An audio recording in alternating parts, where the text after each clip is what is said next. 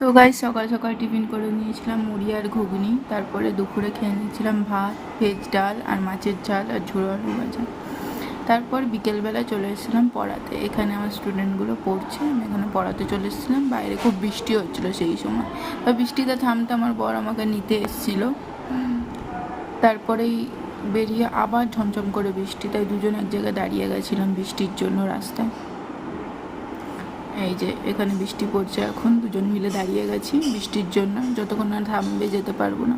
তারপরেও বৃষ্টি থামেনি, ভিজে ভিজেই বাড়ি এসেছিলাম। বাড়ি এসে মুড়ি খেয়ে নিয়েছিলাম এক বাটি, এই এক বাটি মুড়ি খেয়ে নিয়েছিলাম। তারপর আমার বর বানাচ্ছিল এখানে ম্যাগি।